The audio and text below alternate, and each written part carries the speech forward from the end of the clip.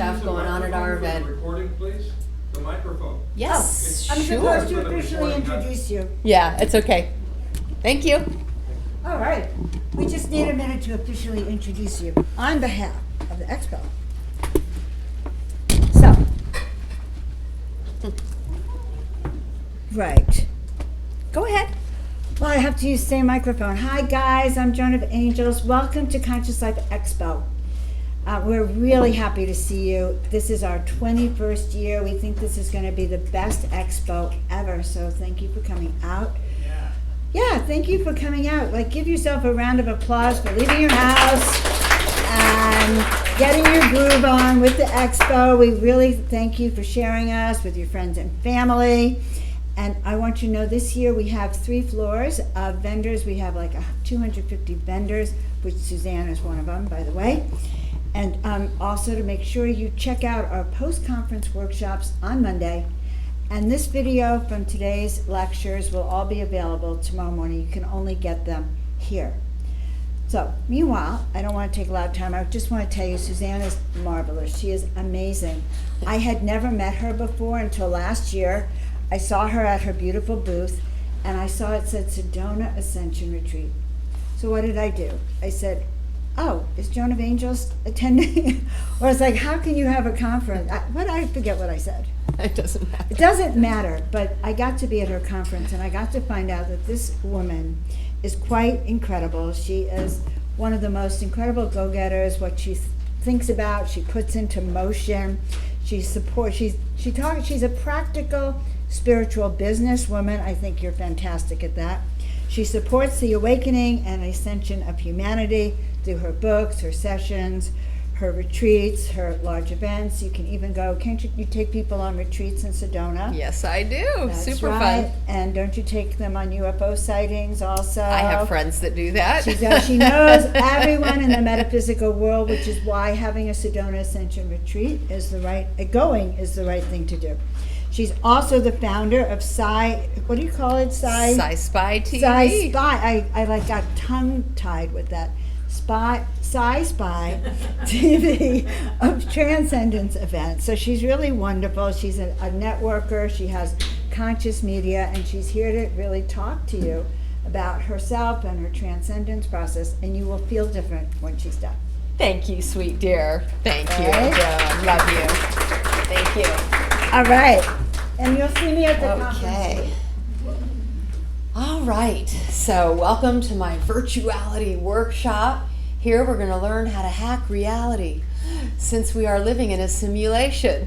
But as I like to say, we are not just Sims in some virtual reality game.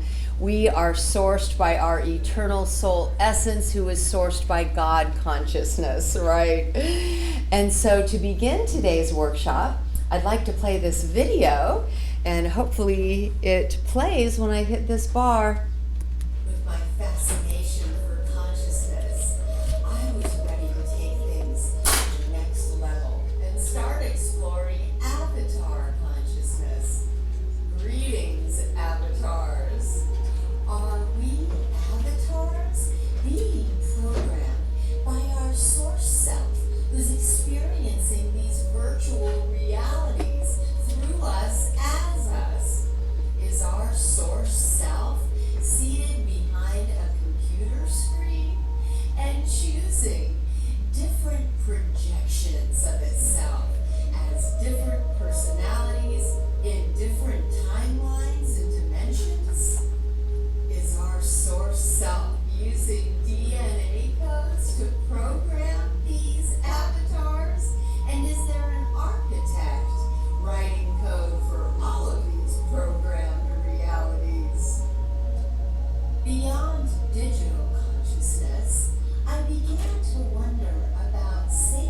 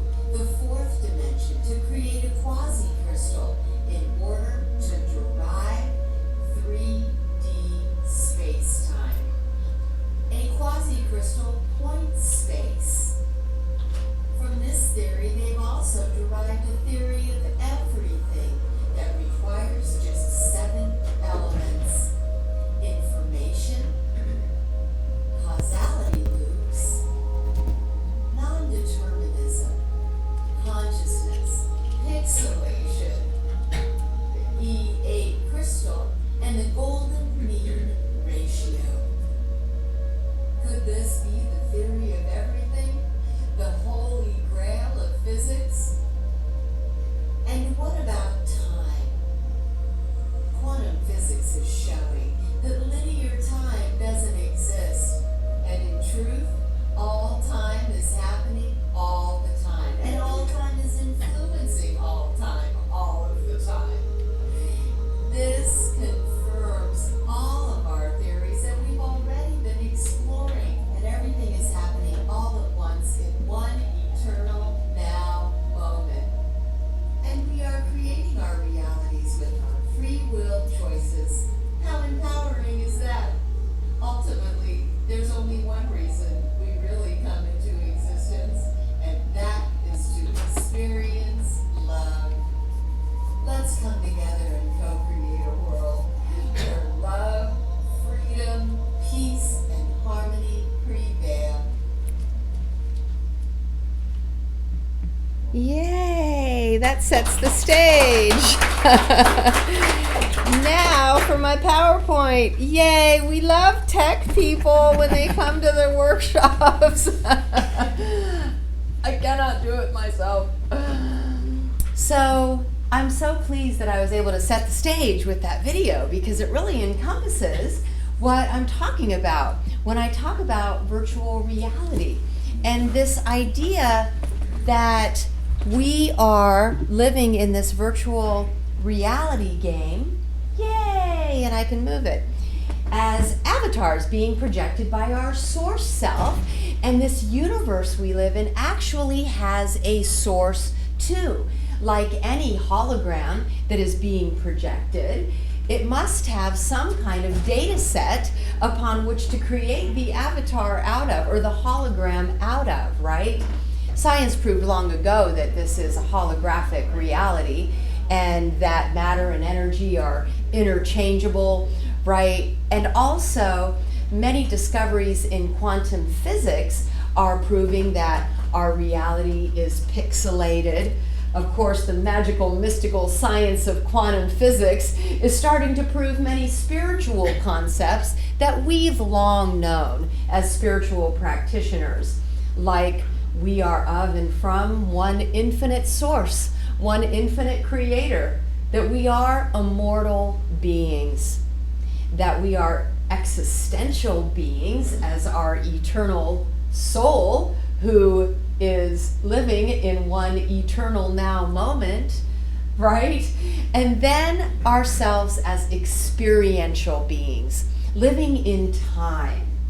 And here in this hologram of space-time, we can know thyself through experiences that have a beginning and an ending. So we are starring in this movie that we are walking through, producing, directing, right? A point that I like to make, though, about this idea that we're living in a simulation is that we're not being played.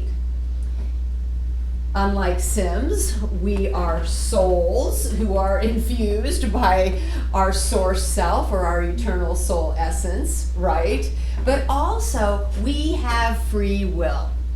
And there is no one that is playing us. We are playing the games ourselves, and along the way, making our own choices in every moment of every day about what we wish to do next in time, right?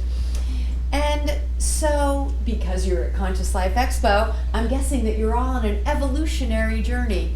Who here is living consciously and consciously evolving now? Very good. And how do we evolve, right? Every moment of every day, we're making every effort to be the highest version of our best self. Patient, kind, compassionate, taking the high road as much as possible without being a doormat, right? But we still want to be taking the high road in the way that we interact with others, in the way that we react to our reality, right? And so this is really the spiritual side of being the best person we can possibly be every day, creating pure unconditional love to all beings, including ourselves. But the other side of the evolution is knowledge and wisdom. To understand the secrets of the universe is necessary for your evolvement, for you must become the master of the universe in order for the celestial gates to open for you into higher dimensions. It's important to understand how this reality works. And so there are scientists now who have discovered within supersymmetry that binary code is literally written into the fabric of space-time. That is a computer board. And it was really fascinating as I started to study computer boards, and I recognized how much a computer board looks somewhat like a kingdom, like a complex. There are literally within a computer board little structures that look like buildings and all these different little pathways between these little structures. And we know that in ancient times especially, these advanced cultures were trying to create heaven on earth. They were trying to emulate what they were seeing in the sky with what they wanted to create on the ground.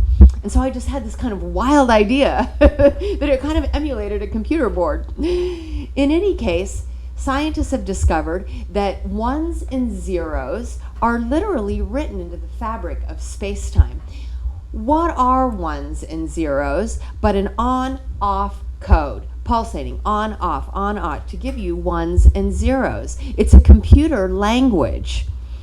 And so, interestingly enough, and Desiree and JJ Hertalk are here, and they're good friends of mine, and they have a home in Sedona where I'm from. Big fan of his books. His last 10 keys, because his original book, the Book of Knowledge, Keys of Enoch, was only 54 keys, right? And so he wanted to wait, because this first incident that happened that compelled him to write the 54 Keys of Enoch, where he was transported into a higher realm by Enoch and taken into the presence of Metatron, where he says he was downloaded with all of these burning scrolls full of fire letters and key codes, the codes of Enoch, right? And so he knew that he was only to write 54 until humanity was evolved enough for the next 10 codes. And now he's written, I think, 7 of those.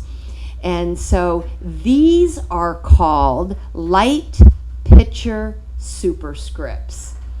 And so indicating through different forms, sacred geometry, different elements in science and physics, how our reality is coded or scripted. Sometimes we hear, it is written, right? Are these realities already all written, scripted, designed in some kind of computer code? And who is the gamer writing these computer games in code, right? And so it's so interesting that we're starting to get more and more very real looking virtual reality games or computer games, right? Because it's emulating this space-time experience that we're having. And so I wanted to bring up the 54 Keys of Enoch and how important that is, because if we are computer-generated beings, how are we encoded? DNA, right? It is the code written within our beings to make us who and how we are. So of course we become very interested in our own genetic code, because it is the creation codes of our beings. And here at this conference you'll hear a lot about codes and light codes, right? So I found it quite interesting that the diamond code that defines our genetic codes is actually 4 to the power of 3 for what? 64. And by the way, we have 64 billion cells in our being, and each one of those little cells is like a little mini computer. And so I wanted to skip to this first. Can DNA evolve? Well, at the time that I got this information, it said that physicists were able to determine the sequences of 54 out of 64 codons in their experiment. DNA had only evolved to 54 until J.J. Hertog comes out with his 10 light superscripts. Then we'll be able to evolve to 64. 64 codons they'll be able to determine. But isn't that interesting? It's as if J.J. Hertog, in his experience of being downloaded with these burning scrolls, was told only to give the 54 until humanity is ready to evolve into being able to have these 64 keys encoded in their DNA. Yes, we are biophotonic beings, and that's really important because light carries information. Light is nothing other than information. Now, I think a good analogy to understand this is fiber optics. So, information-filled light is traveling at the speed of light through fiber optic cables from computer hubs to your home computer. And that's why when you type in something like monkeys, suddenly you get monkeys on your screen because light has traveled at the speed of light carrying that information to you. Information is filled, light is filled with information, and so light carries information. Light carries codes. This is why people talk about light codes, right? So if we're biophotonic beings, then we can open to receive in-streaming light filled with creation codes. In ancient times, the Hindus had this particular mantra they would use standing in front of the sun and saying this particular mantra in order to receive the light streaming in from the central sun. This light streaming in carries information. Information in the form of creation codes.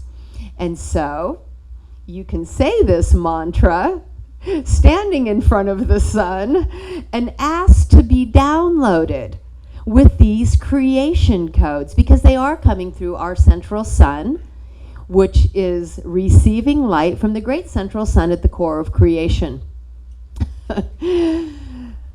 We each have our own unique code because we each have our own unique frequency signature. And some channeled sources call it a cote, K-O-T-E, okay? But you are coded just like a radio station. 101.1, 106.7, 95.5, right? And this allows us to be identified, located within this database, okay? And that's important because we are being tracked in a sense, supervised in a sense, mostly by our oversoul. However, we also have spiritual guides and ascended masters and even our galactic brothers and sisters who are very interested in our evolutionary journey. And so they want to be able to locate us and to determine our level of evolutionary progress individually and collectively. When they see that you are making a conscious effort to evolve, they will download you with information and knowledge and wisdom, even creating a higher vibrational frequency within you to assist you on your evolutionary journey.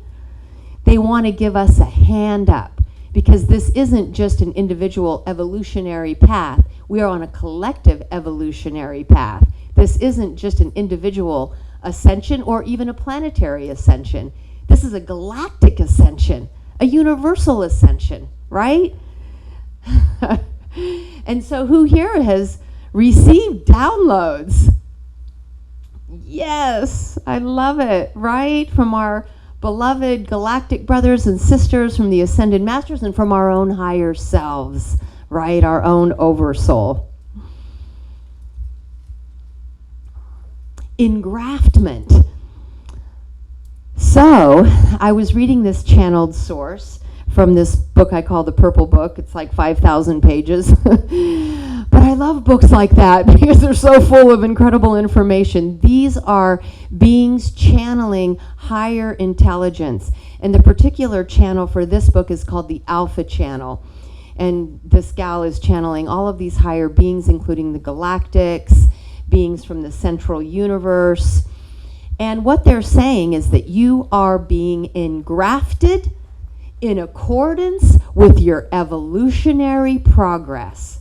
So the more effort that you make to evolve through being the most spiritual person that you can possibly be, and for learning advanced knowledge and wisdom, then you are reaching certain levels of evolutionary advancement that you then are gifted with engraftment. These beings say that when they detect that you've reached a certain level of evolution, they will transmit creation codes into your biophotonic being. They will engraft you with codes that activate dormant DNA. And it is possible because we are biophotonic beings. And so when I hear concepts like ascension and activate dormant DNA and light codes, I want to know the science behind it. Like, I want to be able to stand up here and say, yes, we are on an evolutionary journey. Yes, we are ascending if we make the right free will choices to do so. And as we do, we get help from our galactic brothers and sisters. And we also are engrafted with light codes based on our evolutionary progress. So does that motivate you to want to be more evolved? Like, engraft me, right? I want to activate those dormant DNA codes, because what happens when we do, we activate innate gifts, skills, and abilities, right? We start to know things that we never read or watched. And suddenly we find out, wow, we really are becoming more advanced, evolved beings. And we're even more compelled to be more love light beings in the process, right? Very compelling. And so, as you saw in the video, quantum physicists have determined that there are 7 factors necessary for virtual reality. Of course, consciousness. And we know now, and physicists are saying it across the board, that consciousness is fundamental. Matter doesn't arise from mind. Mind emerges from within an infinite field of consciousness. So everything emerges from within this field of consciousness. Information, of course, we know space-time being a hologram is a data set, is a database, right? All information. And I love this, non-determinism, free will, right? So even though in one eternal now moment, and Einstein talked about this, the block universe, past, present, and future exist all at once, it still doesn't mean that the present is determined by the future. You are still looking at the future from the present moment that you are in. And also projections of the future are based on probability, right? And so I think it was the Law of One book that talked about probability, possibility, vortexes. And so because everything is mathematical and scientific, based on all of the actions that we have taken up to this moment in time, they can pretty much determine what we're going to do in the next moment, right? We're probably going to have a dinner, similar to dinner we had last night. We're probably going to go to the same places and do the same, right? On a more practical level. but also what's our trajectory based on our previous actions, right? And so causality loops is another way of showing how time moves based on causality. Time is a measure of, or a factor of causality. And I'll get more into time loops later, and I think you'll be pretty amazed. Pixelation, well, they've determined that reality is pixelated. It's pixelated with the tiniest possible shape, which is a tetrahedron, which is three-sided, which has everything to do with the divine Trinity being responsible for creating. 3 shows up everywhere in creation, as does 7, because the divine Trinity, or 3, 7 is the mathematical possibilities of 3. Gender aside, Father, Son, Spirit, Father, Son, Father, Spirit, Son, Spirit, and Father, Son, and Spirit. And that's where you get the prime number of 7. 9 is also a prime number, important in creation as well. Back to 3, the 3-sided pyramid is the tetrahedron. The tetrahedron with the tiniest Planck length all around is the tiniest particle of creation, and it is the pixelation of creation. E8 crystal. Amazingly, this physicist named Garrett Lisi had these ideas that our reality was being projected from a higher dimension, and that this object, projecting it, would have to contain all of the elements and forces of this reality. The academics in these universities wouldn't accept his far-out ideas, so he moved to Hawaii, lived out of his van, and surfed on the beach while he sat there and figured it out. Now they have taken his concept and are expanding on it, proving it.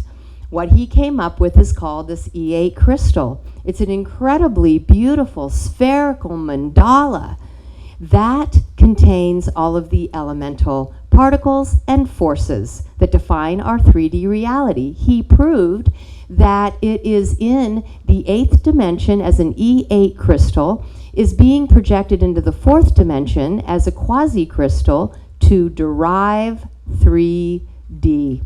And now they're proving it. We knew we were being projected from a higher dimension already, right? But now science is proving it. And then, of course, the golden ratio has everything to do with our universe being intelligent. And then there's other reasons why we live in a virtual reality, or, if you will, a simulation. As scientists started to unwind the Big Bang, the only thing to really explain the Big Bang is that it was a digital Big Bang. Because how can everything come into being from nothing? Unless it's a virtual reality game that loaded up. Before you load up your virtual reality game, there is no game, right? And so this is their reasoning behind it being a digital Big Bang, the start of the game. Or the simulation, if you will.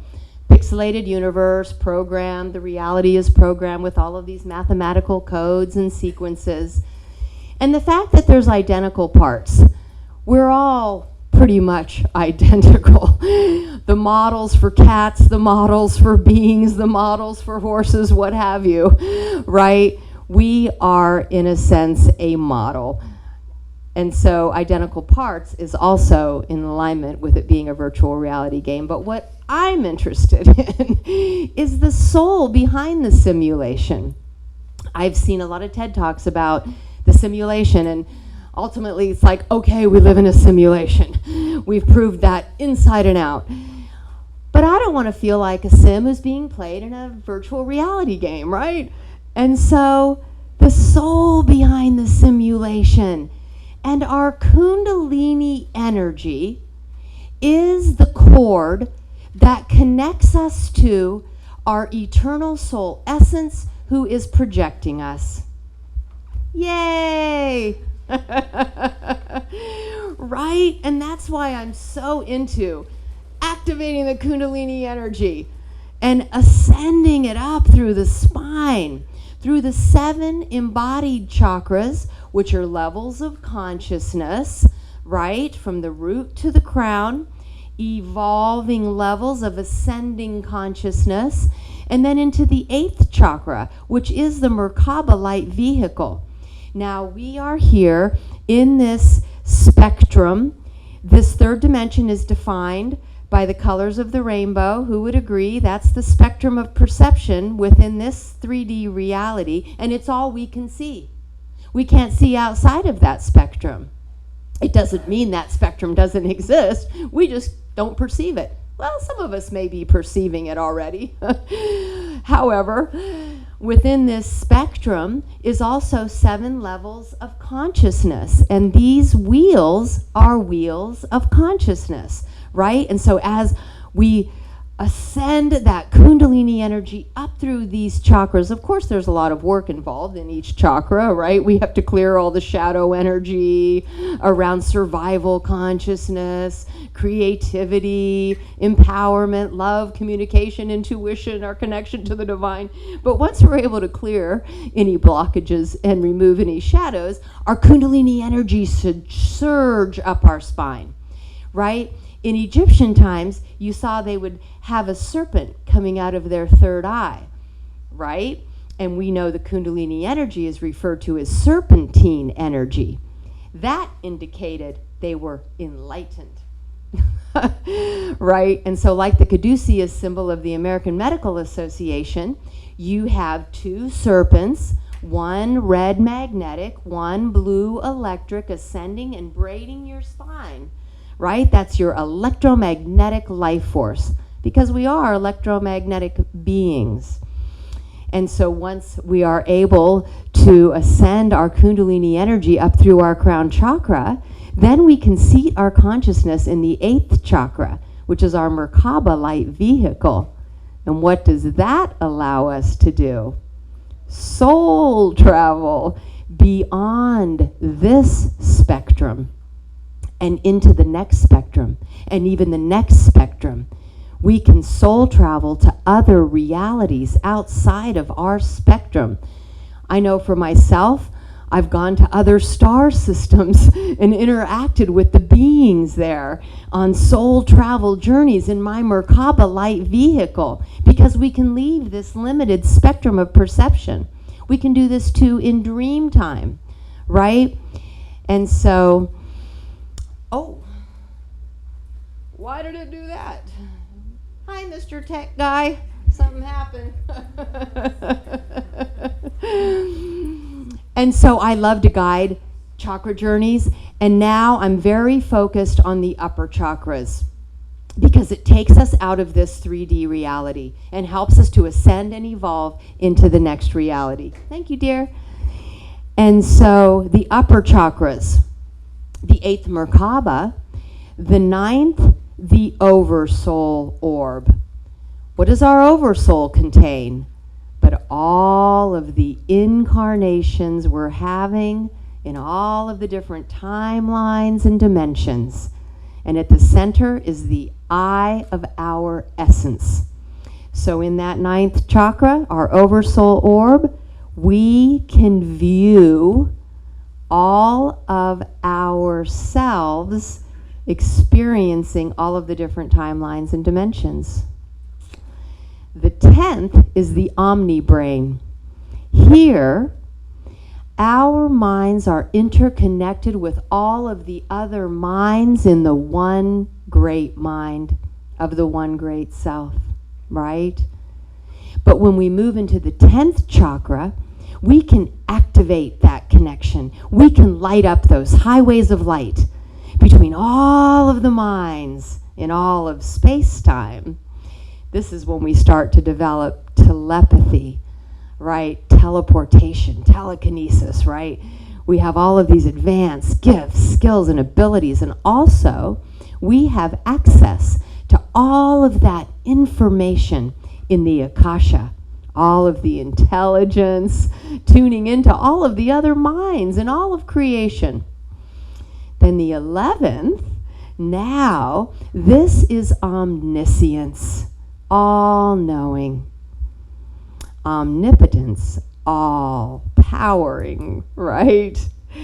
And omnipresence, everywhere, all at once.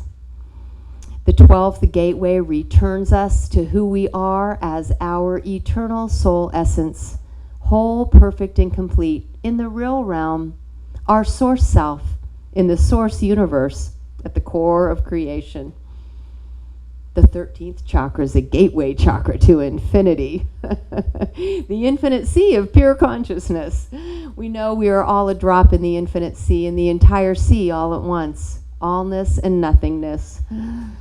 So the space-time game, according to Theosophy, we are projecting 12 aspects of ourself into each of 12 dimensions, right? This goes back to the original 12 archetypes.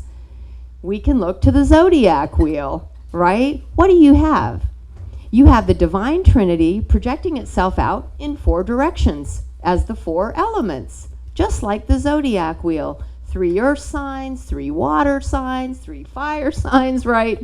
For 12 personalities, right? And this is how the one infinite creator wished to express itself in creation. And we as eternal souls do the same thing. So we are projecting 12 aspects of our personality into 12 dimensions, according to Theosophy, giving us 144 soul extensions, known as our monad. So neuroscientists like Donald Hoffman, Tom Campbell, they're all coming up with this idea that we are a conscious agent. I like to call it the eternal soul, but we can call it the conscious agent, who is behind the scenes of this virtual reality game as our source self. And so I like to imagine that our source self is looking out at these 144 soul extensions in the game, keeping track of their evolutionary progress, right? And so has a whole sheet of icons of all the different beings it is being in space-time. And with then the ability to tune into anyone to observe it and to nudge it and to guide it. Even in other dimensions. Who are we being? Our source self is soul infused and seeing through the lens of space-time. What if this is what the source world looks like? Our world is a projection, reflection of it. And so we don't necessarily have to dream of someday going back to the real realm, which is paradise. Our world is a reflection of it. We are a reflection of our source self, right? And so what if we're living in paradise right now? Look how beautiful our earth is. The oceans, the mountains, the desert. Think of places like Hawaii, or even right where we're at right now in Los Angeles, right? And so we already are in the paradise realm. Our job is to bring heaven to earth, right? And to make earth heavenly. That's just sort of an example of like the lens between one world into the other. And here's a picture of that E8 mother crystal that I was telling you about, the E8 lattice, containing all of the elemental particles and forces to derive 3D. Oh, I guess we can go back to that causality loops for a second. And that is just to say that all time is influencing all time, all the time, because time is looping. And here's that tetrahedron that I was talking about with this Planck lengths. That is the form behind all of the forms of the Platonic solids. Now we know that the Platonic solids make up all the forms in our reality. And they also represent the elements. You have the tetrahedron representing fire. You have the hexahedron representing earth. You have the octahedron for air, the icosahedron for water, and the dodecahedron for consciousness. This is what the field looks like, right? This is the virtual reality field made up of all the pixelations, which are tetrahedrons. So, if we're going to know all the secrets of the universe and how our reality works, we kind of have to get down and dirty with the particles of creation. I hope you don't find this too boring as we get a little nerdy here, but I am so fascinated by what makes up this reality that I like to dive a little deeper. Fermions and bosons are basically what makes up our atomic field, and channeled sources call it an atomic transmission field, which is interesting. Fermions act differently than bosons, and then the Higgs boson actually is a particle that interacts with all other particles. So the other bosons are, the Higgs boson represents numbers in the field, the mathematics of it. The other bosons, photon, WZ, gluon, they are actually pictured as vectors, little vectors. And then the fermions are called spinors. And so you'll see how this is significant later. Now, I was talking to you earlier about the amplituhedron that they have detected because it is an object outside of space-time, and that is the only way it makes sense within their equations. So now they're recognizing there is a place outside of space-time that objects exist within that have everything to do with creating this reality. And so I wanted you to know that one of the reasons I like to use PowerPoint is because all of these objects that you're seeing are very activating. These images are meant to be activating higher consciousness within you. So I found this book about hyperspace, and some of the information in it was just so fascinating. Now, we don't need to really dive that deep into it, but since we're all kind of interested in 5D, like what's 5D, right? It started to explain some about 5D and giving us the minimal structure of 5D space as 8 tetrahedrons. A 5D tetrahedron becomes an octahedron when projected into tri-space. It's all projection and reflection. The 4 sections of the positive pyramid, or the upper pyramid, like a Merkaba, if you're familiar with a Merkaba, correspond to 4 harmonically integrated structures, such as radio circuits, musical strings, resonating together. 4 people united by mental telepathy becomes a 5D person. What? But we know how music and, musical harmony, harmonics, resonating at higher frequencies, definitely have everything to do with projecting us into 5D. So these structures that these scientists identified existing outside of space-time is what you're going to see now, and it's meant to be activating higher consciousness within you.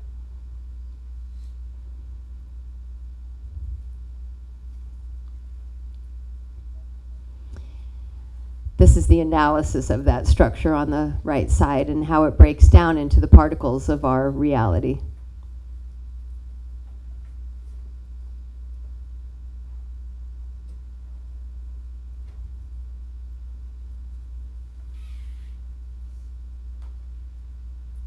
And so know, too, that these more complex structures are what creates the realities of higher dimensions, right? And so we're familiar with the 3D platonic solids, but as you move into the higher dimensions, they take on more dimensionality, and so they become more complex structures.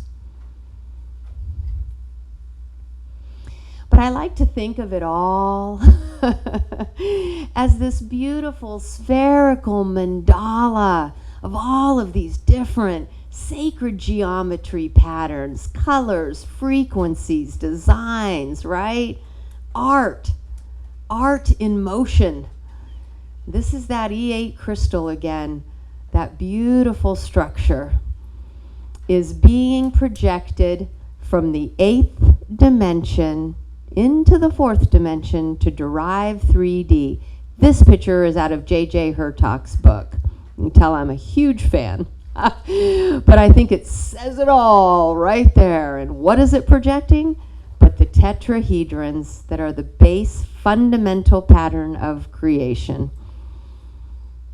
To create planes, spiraling planes. Okay, so we talked about then how this reality is being projected from the 8th dimension from the E8 crystal. What about us? Where are we being projected from? What if we're being projected from the 9th dimension? If we're the ones creating these worlds and projecting them, we need to be in a higher dimension, right?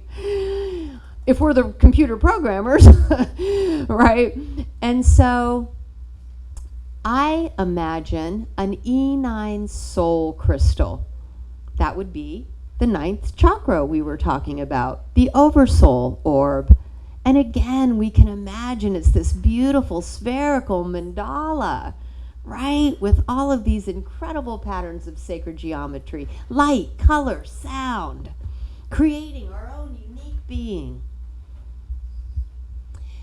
Okay, now this was taken from that book about hyperspace, but I think you'll find it really interesting. We're able to see 3-dimensional geometry because our minds are 4th dimensional. That's probably not the first time you've heard that.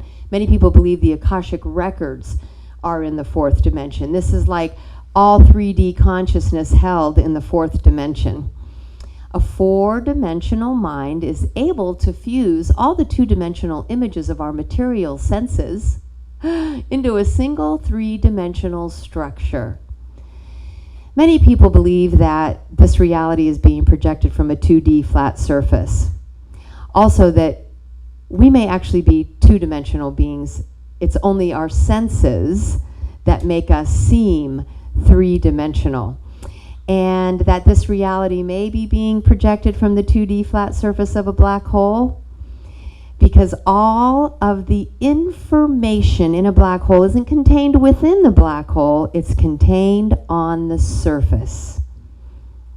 So it's a 2-dimensional surface, maybe projecting 2-dimensional holograms which only appear 3-dimensional to our senses.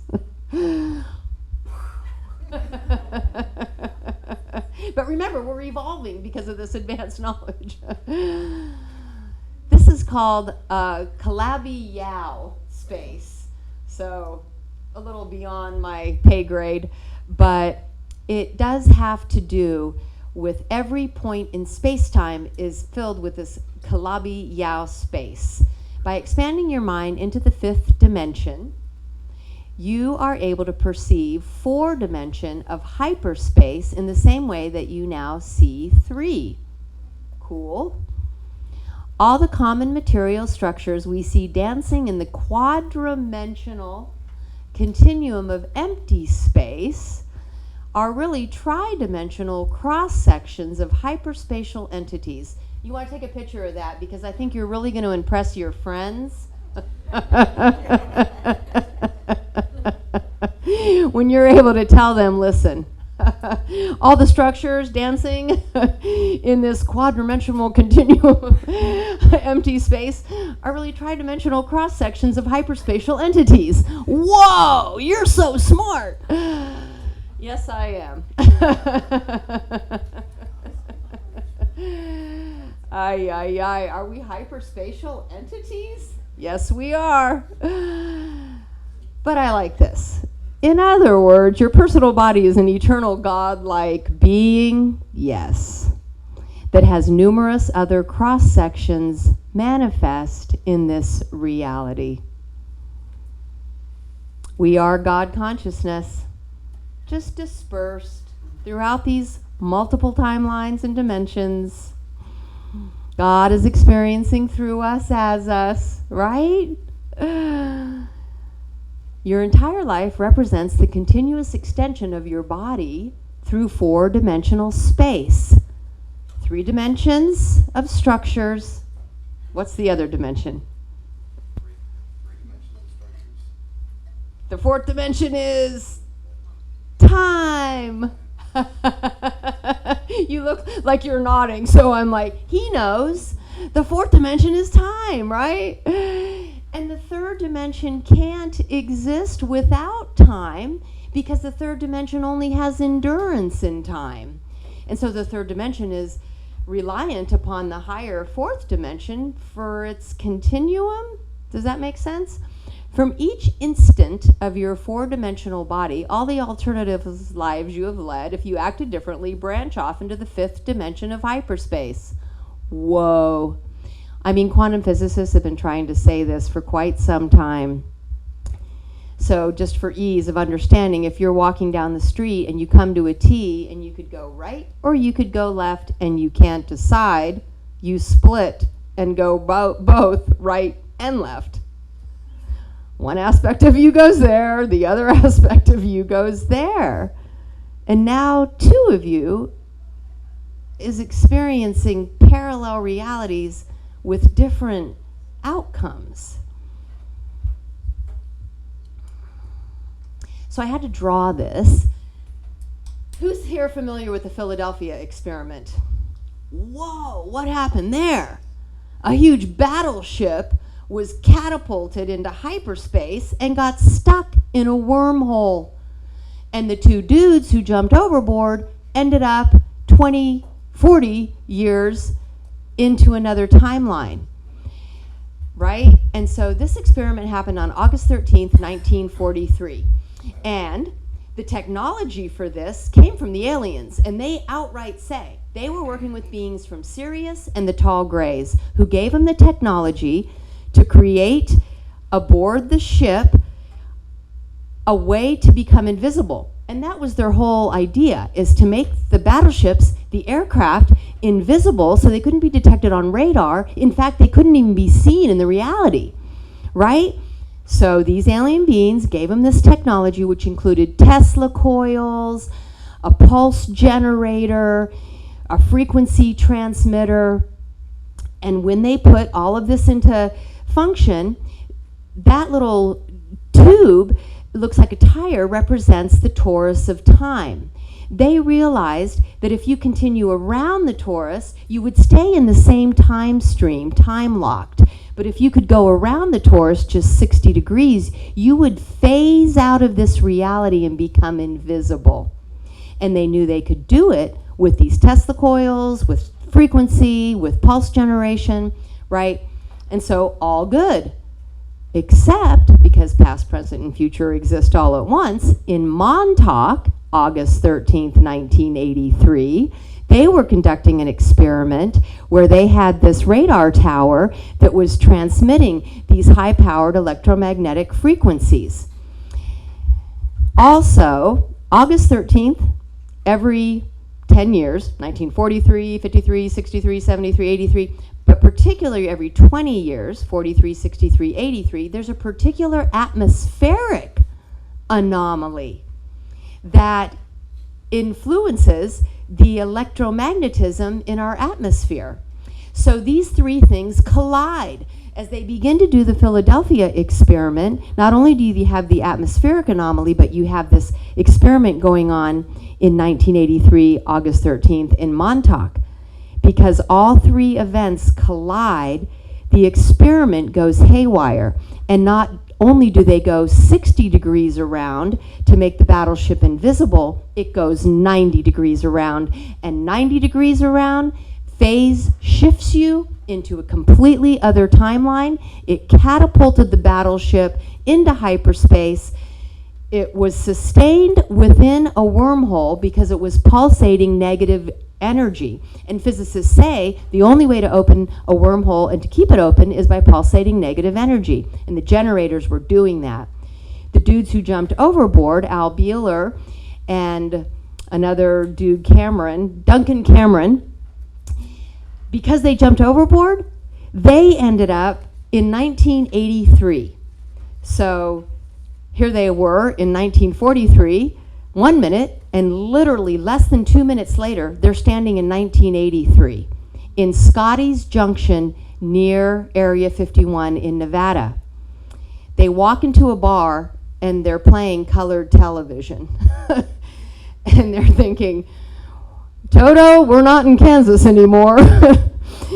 And so ultimately, through a series of events, they're able to connect with the original scientists who were involved in the Philadelphia experiment, now 40 years older. They end up going to the Montauk base. Guess what? Duncan 1, 23 meets Duncan 2, 63. Right? Whoa. The scientists tell them the things they were doing at the Montauk base with time are remarkable. In fact, they called them time engineers. They were traveling into the past and changing events in the past to fit their agenda to change the present. Like, we didn't lose a war, we won a war. And suddenly the present is better for it. But they're kind of doing this all within their own agenda of how they want the present to be, and without our permission, right? Going in and changing events in the past to affect the present.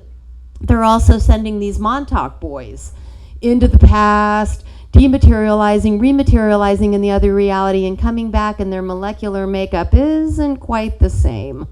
So it's really unfortunate what was happening to the Montauk boys during all of these experiments. But so then the scientists said, what you have to do is you have to go back into that wormhole and turn off those pulse generators. It's the only way to get the battleship out of the wormhole and back into 1943, right? And so because they were time engineers, they knew how to send these two guys into the wormhole.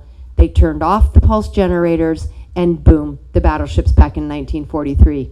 However, physical bodies aboard were embedded in the craft because their molecular regeneration wasn't what it originally was. Who knows what happened to their souls, right? These scientists say they knew that when a soul drops into a fetus, it becomes time locked into that timeline. And as long as the soul stays time locked in this timeline, you can proceed on a linear path. However, if you get unlocked, if your soul gets unlocked somehow from this timeline, you can get lost in space, and a soul retrieval is necessary to retrieve your soul. So these dudes got unlocked from their time-space continuum when this project happened, right? So I really like the way that these scientists who were involved in that project, because I saw this documentary about them that was made in 1980, and they were explaining the experiment in detail and the science behind it. They were explaining that there's 3 dimensions of space. Of course, we know that. Then there's the 4th dimension of time, the arrow of time. They're all perpendicular to one another. But then there's a 5th dimension that creates a spinner, they call it. This spinner around the arrow of time, which actually projects time forward. And they call that the 5th dimensional effect on reality. So it just gives us something to think about, right? I don't know how you think about the 5th dimension, but I keep imagining this higher dimensional plane where everything is more paired to cycle, right? Like, but what if it's really just a 5th dimensional effect on this reality we're living right here and now? Remember, the fermion is a spinner, right? And so we think about spinning creates a higher frequency. We can even imagine electrons spinning around the nucleus of the atom faster. We're atomic molecular beings. As we evolve, as we become more spiritual, we're all vibrating at a higher frequency. Right? So we start to tune into this 5th dimensional effect on the reality, right? The spiraling higher frequency that gives us 5th dimensional abilities. And what are those abilities? But to time travel, right? Just like the spinners go around the torus of time, I do past life regressions for my clients. I take them into their own light trance state where they tell me, I'm in 1920. I see all of these vehicles. I'm a man. You know what I mean? It's like, whoa. And sometimes I'll take them into a light trance and they'll project into the future. And suddenly they're a humanoid being on another star system. Right? They have the ability to time travel into the past, into the future. Right? Fifth dimensional gifts, skills, and abilities facilitated by the fifth dimensional effect on reality. So,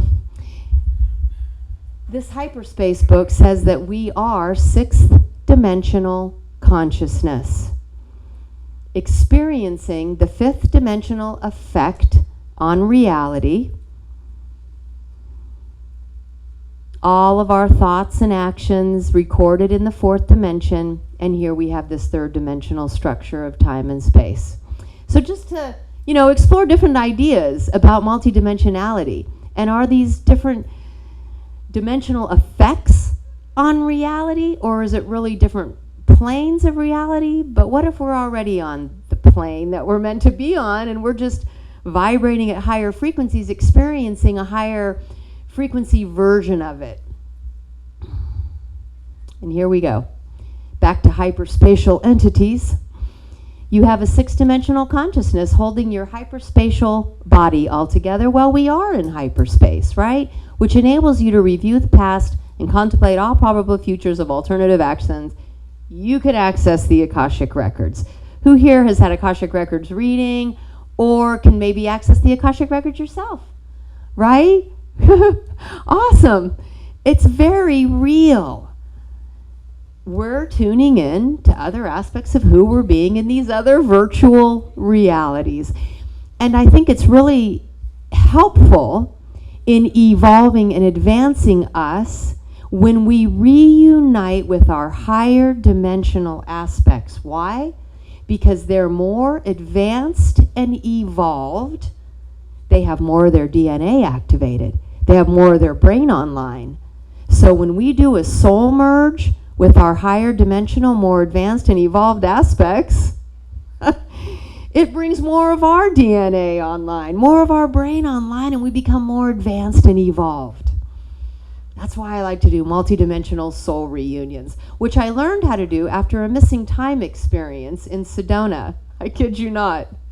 My friends and I actually lost 4 hours of time after going on my back deck and seeing a huge explosion of light on the horizon. Then we all looked at each other and were cold and said, why are we standing out here? We went inside, we were exhausted, and we were also kind of disoriented. And I said, I don't know, I'm going to bed at 8 o'clock at night, but I'm going to bed. I went in the kitchen, turned my phone over, 12:40. We were shocked. The next day, we all felt disoriented, dizzy. We were all stunned. It's not like we were saying, oh my God, you think we got taken up? We were just stunned, staring into space like, whoa, what do you think happened? Plus, we didn't feel well. It felt like our insides were vibrating at a higher frequency than our physical body could catch up with. So we felt nauseous, dizzy, disoriented.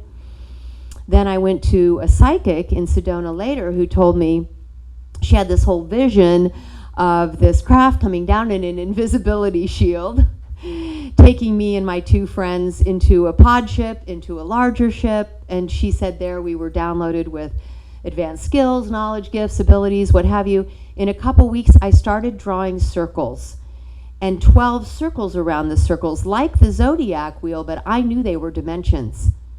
And I knew what these dimensions were and what they were for, and who I was in each of these dimensions, what I was doing there. It all just came in this massive download. And then I realized I could do it for others. I could do their multidimensional chart and tune into who they were being in these other. Then it sort of advanced to them telling me who they were being, because it's more believable when you're able to see that reality for yourself. So this talks a little bit about hemi-hyperspheres, and it gets a little bit complex, but it shows how reality works in time loops going round and round, maybe with a black hole at the center. Oop. This is just a picture of our E9 soul crystals descending into hyperdimensional space. All right, what's up with the double slit experiment? Are you tired of hearing about it? Right? I mean, basically, we know that everything is waves of potential until we observe it as the intelligent observer, and only then does it collapse into particles. And there's been multiple experiments to prove this, right? And so this gives us some empowerment to know that as we move through our reality, it's only waves of potential until we walk through it as an intelligent observer. Only then does it collapse into the forms that we see all around us, right? I think our reality is being projected through us by the source self projecting us, right? But as we walk through it, only then does it collapse. And what determines the forms that it collapses into? That's based on our intentions, our expectations, our belief systems, our programming. And of course, on this planet, we're all living in a consensus reality where we've all agreed that this is a podium, that that's a chair, right? Donald Hoffman, a neuroscientist, has now realized through retinal science that our retinas aren't viewing this reality. They're projecting it. Whoa. Right? Is our eternal soul essence seeing through our eyes and projecting this reality before us? But maybe our free will comes in because we're able to collapse the waves into forms we intend to see, expect to see, or magically manifest in our reality, right? Because if we can collapse the waves into forms, we can determine the forms we wish to manifest in our reality. I think we do that through visioning, and why vision boards are so effective and so powerful. If we can see it, right, in our imagination, then we can bring it into manifestation in our reality. Who here has put something on a vision board and it totally came into manifestation? Magically. It's miracle manifestation. We just have to have a strong enough intention that we're projecting into the field. Then it's the emotion that sets the energy into motion, right? So when you have that vision, you have to include the emotional charge, because without the emotional charge, you don't set the energy into motion for the manifestation. Does that make sense? I think that is the key. So when I think about something I want to bring into manifestation, I think about how excited I'm going to be when it comes into manifestation. Right in that moment, I get supercharged about it, and I supercharge that potential, I think. What do you think?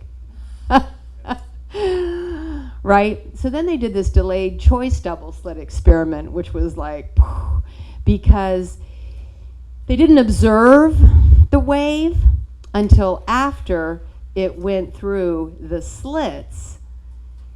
Then it behaved as if it was particles going through the slit all along. It went back into the past, changed itself from wave to particle, and became the particles on the opposite board. So that tells me that these particles are intelligent themselves. Of course they are. All of the universe is intelligent. Every atom, every proton, photon are all intelligence. It's an intelligent universe, and we're intelligent beings creating within it. Because it's intelligent, we can communicate with it, right? And these little particles are intelligent. And they're like, hey, I know you're looking at me. I'm going to go back in the past and blow your mind and become something else on the other side, right? They're intelligent.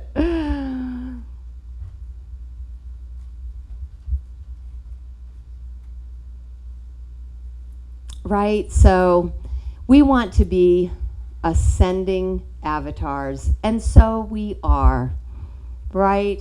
We're making this intentional effort to consciously evolve every day with every thought, word, and action aligned with pure unconditional love. right? And when we have a thought that's anything less than that, we have a grace period to redirect it before it is stored in our records, right? And this comes from the group Abraham that was channeled through, who can tell me, the lady who, thank you, the Hicks. Bless you, Abraham Hicks. And so they say that if you have a thought that's anything other than unconditional love, judgment about another, resentment, blame, right, that you have the opportunity to redirect that within a grace period of time to a higher thought, and then that is what's stored in your records, and that is what helps you to evolve. When you start to have negative thoughts, it lowers your vibration, and you what? Devolve.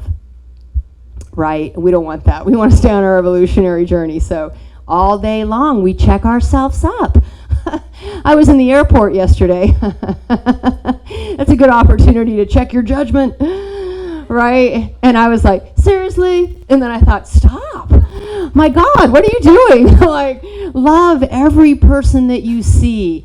If you start to judge someone like, I can't believe they're doing that right now, stop. I love that they're doing that right now. I love what they're wearing. I love how they're acting. I love you. I love all of you for all the ways that you are.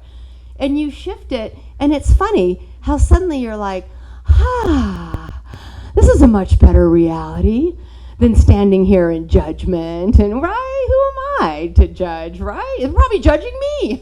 It's like, why are we all doing this to each other? Let's just love everyone. And it makes for such a better reality. It was an immediate shift into higher consciousness. Okay, so we master this game, 3D game. Then what? We shift into a higher game. Who here's ready for a new game? Right? We're tired of separation and suffering. We're ready to move into unity, peace, harmony, right? It's up to us to create it. Remember, we're thinking our reality into being. What are you thinking? What are you thinking that's creating the reality around us? Right? Are you praying for peace, harmony, and unity? Tune out of the mainstream news. Who stopped watching news?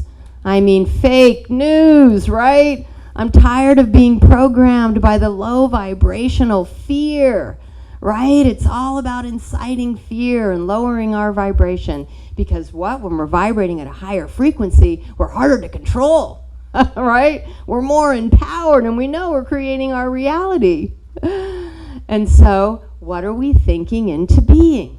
We, as a spiritual community, collectively are creating the new 5D Earth, right? Here we are at Conscious Life Expo. This is 5D, right? We're 5D right now. We're not sitting in some cubicle being programmed by some mainstream news or some mean boss, right? We're here at Conscious Life Expo. Who here feels like they're living a 5D life already? 60, right? It said we're 6-dimensional consciousness. You've been paying attention. Right? I feel like I'm living a 5D life, and the more that we believe it and we think it, we bring it into being. Then there we are, new 5D Earth together. No more war, no more separation, no more hierarchy. Everyone is equal. No one's better than anybody else. Woohoo! Who wants to create that? I love that. Yes, and so we are intentionally leveling up. That's what Ascension is all about, an expansion of consciousness, which I feel is all inclusive of all of the lower dimensions, right?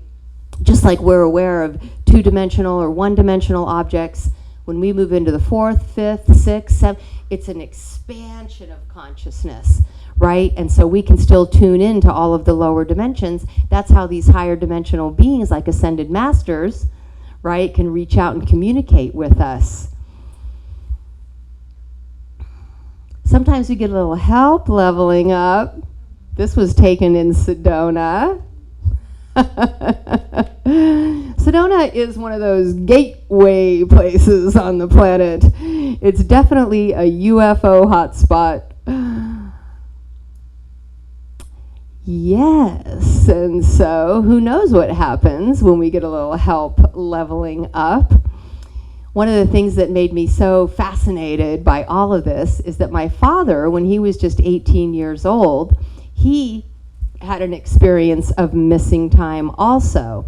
Lived out in a little town called Leader, Saskatchewan. Him and 4 buddies were driving down a dirt road one night when they saw this big bright white light in front of them, behind them, out in the field. So my father was driving and pulled over. He wanted to see if this white light would pass them. Him and his buddy got out of the car, leaned against the driver's side door. The next thing they know, they were all sitting in the car. They see this white light race across the field, merge with a larger orange light, which takes off into space. So they go to the nearest farmhouse and are banging on the door. You guys seeing these lights? The woman was furious that they were knocking on her door after midnight. Midnight? We just left the house at 8 o'clock. We live right down the road. And they realized, oh, shoot. We've lost 4 hours of time. The next day, my father realized he had a triangular shaped object embedded in his wrist. When we were old enough not to be too freaked out by the story, he told us the story because it changed his life. And he called this his alien chip. I kid you not. We had Whitley Schreiber's book on our table, like a coffee table book. He would hold his wrist. And so my father lived in the middle of nowhere, went one-room schoolhouse. He, after that, was recruited by NCR, came out to this small town, recruited him. Ultimately, he became a pioneer on the front lines of the emerging computer age. With no more than a high school education in a one-room schoolhouse. He attributed it to his alien chip. We were moved to Mount Shasta for me to be born, where I was born and spent the first few years of my life. Then we were moved to Dayton, Ohio, because that's where NCR headquarters are, in Dayton, Ohio. Right next to what? Wright-Patterson Air Force Base. Who started NCR? The Wright brothers, Wright-Patterson Air Force Base. Jim Patterson started NCR. I'm sorry, the Wright brothers, I think, were the airplane dudes. Right? Jim Patterson founded NCR. And so you see that connection between NCR and Wright-Patterson. My father was German speaking because his mother was German. And he was very involved with Wright-Patterson Air Force Base. And on Sunday evenings, he would bring these German-speaking men to our house, and my mother would usher us into the back bedrooms, and they would lay out plans, pore over these blueprints. It was only later, when I found out about Project Paperclip, that I was like, whoa, I wonder if my dad was involved in Project Paperclip. He was very quiet about his work. He didn't share what he was involved in the workplace whatsoever.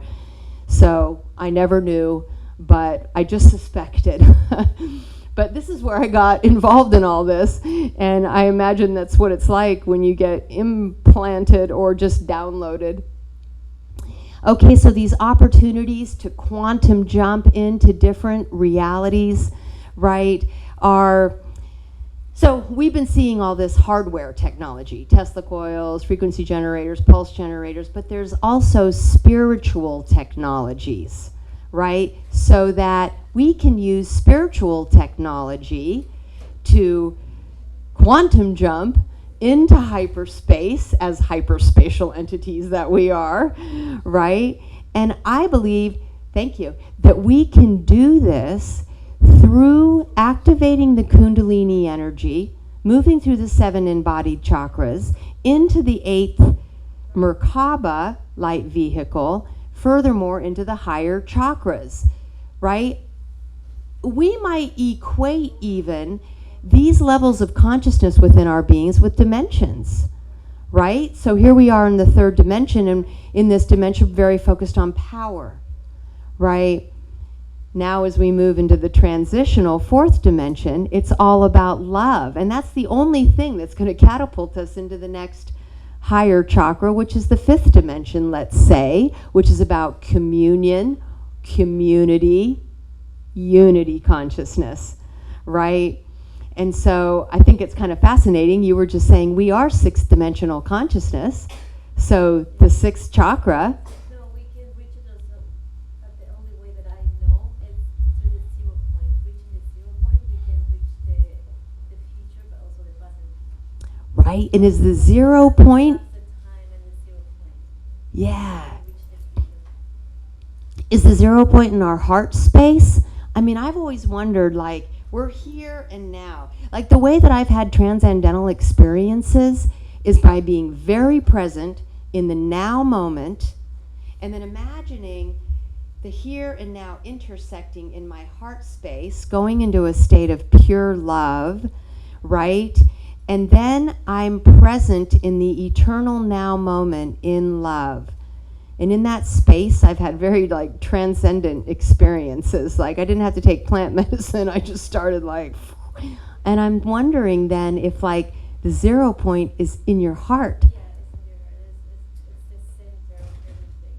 Ah, thank you for that. In the heart center, right? So, thank you. Spiritual technology, moving into your heart, being heart centered, right? Can move you into that 0 point where then you can transcend time, right? You can quantum jump into other timelines, into the future, right? 0 point. Thank you. Portal. So this is what I was talking about earlier about some of these charts that I do through multidimensional soul readings. And coming up, I did this for a gal named Angeline. And this is what came through us for her interactively. Of course, we know you're both human and divine, and that's what's represented by the Merkaba, right? The downward-facing triangle is who we are as humans. The upward-facing tetrahedron is who we are as divine. And when they're merged, we are both human and divine. We know God is experiencing through us as us. We are God. We are God, Goddess. In simple terms, right? We are simply divine. Oop. So I like to equate these positive affirmations with each of the 7 chakras. I have free will, imperative, I am creative, powerful, I am love, I am word, I am intuitive, I am divine. And when we say these affirmations, when we move through the chakras, we activate them. Ultimately, I am that I am, right? As we move into the 8th Merkaba golden light body vehicle, which is also a vehicle of time translation.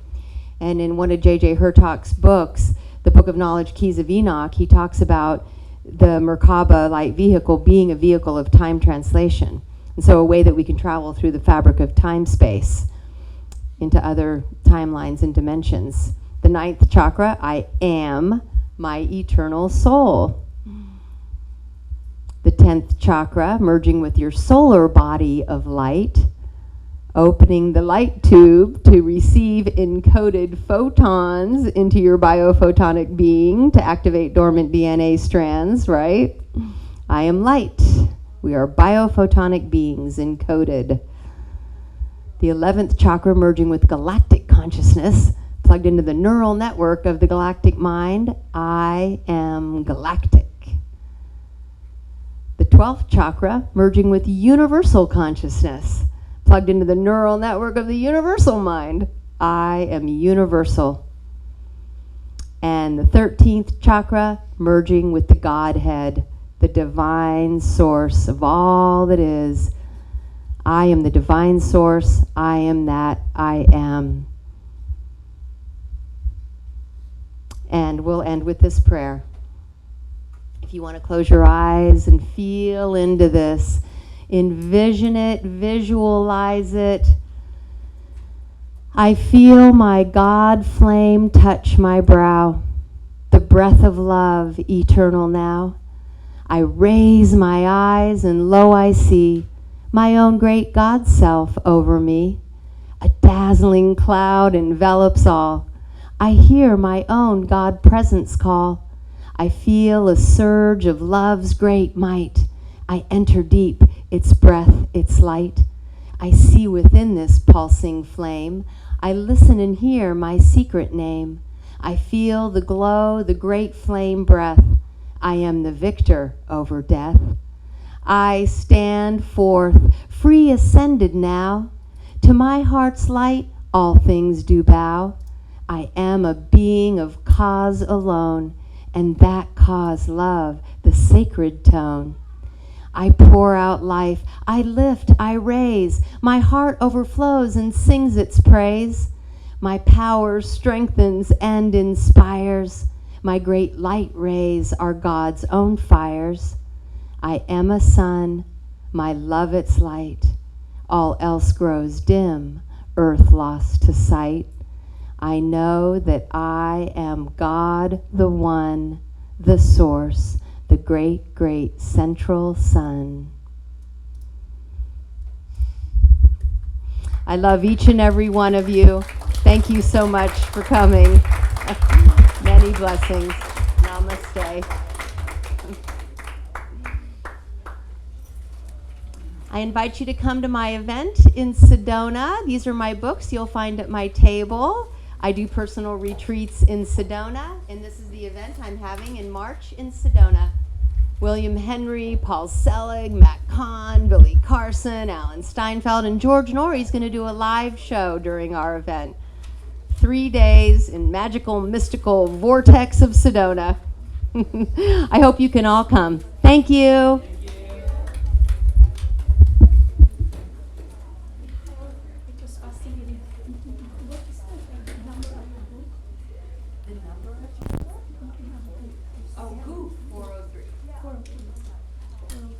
And the name of the writer who wrote Hyperspace?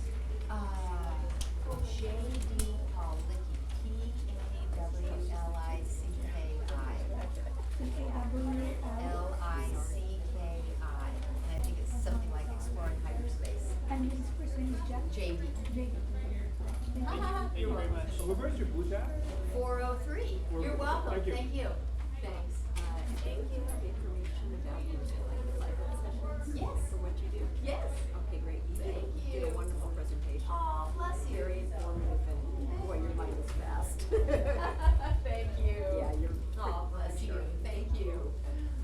Great job, great job. Oh, I'll grab thank that you, mic, sweet keep- dear. Keep that off the hair. And I think it's still in your pocket, or, we made it work, right?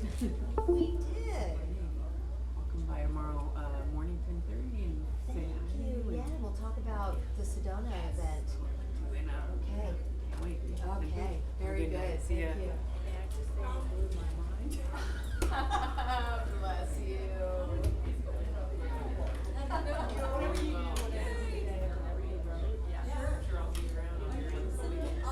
Wonderful. Come to my booth. Much of this is written in my book, Rise Up. Yeah. Thank you. 444. It's 3 days. Yes. Love for you to come.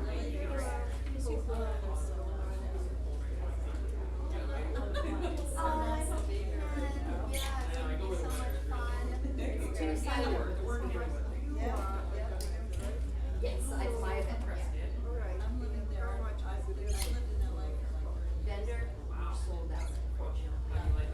But it was, Probably a lot quieter and. no, it's the Laura and nature, and it's the art center. We could fit I always in work lots in of San, tables. I spend more time in San Diego than up here, and so I get so Oh, used you're to, so like, welcome. There's plenty of tickets left. not as bad traffic down there. Then it comes up My there, I'm like, website, oh, my yeah. personal website, is SuzanneRossTranscendent.com. I just gotta. At my booth, 403. I should have bought some. Thank you. Unless you're driving like overnight or, late at night and it's like kind of dark. Thank you. Yeah, it's a little bit. Yeah. Well, that's so nice to meet you. Yeah, I'm sure I'll see you around. See you around. But also,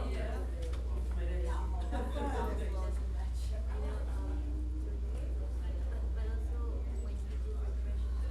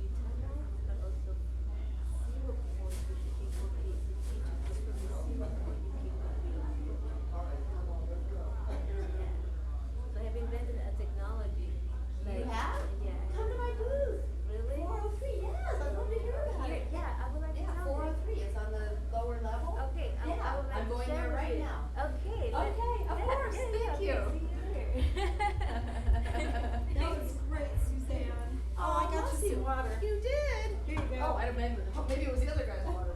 Thank you. Very awesome. What a great way to grow up. I have a chicken. Do you? Whoa. That's probably why I'm so good on the computer.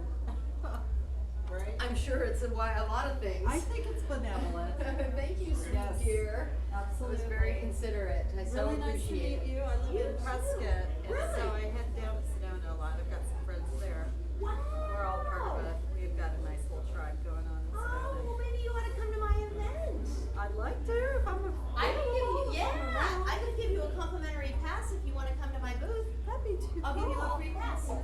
That's cool.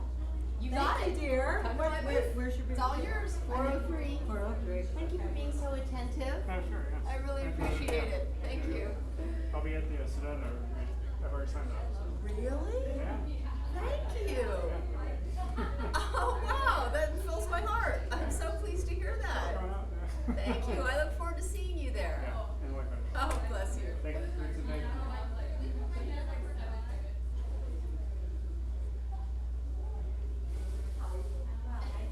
Thank you. Appreciate that. Keep these. Wouldn't that be cool?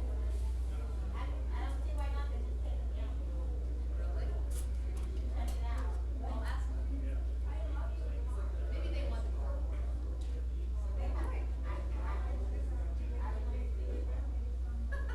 That'd be fun to take it. I'll ask them. I just picked it up on the floor. You can throw it away if you don't want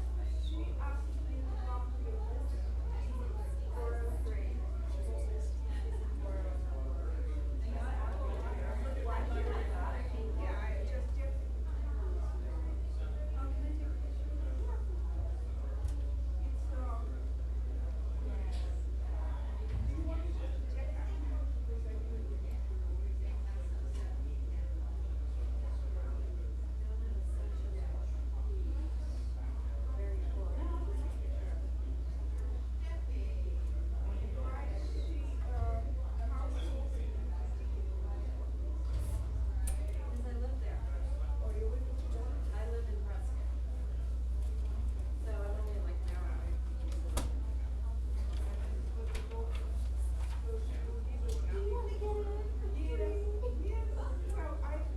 Do you live in LA?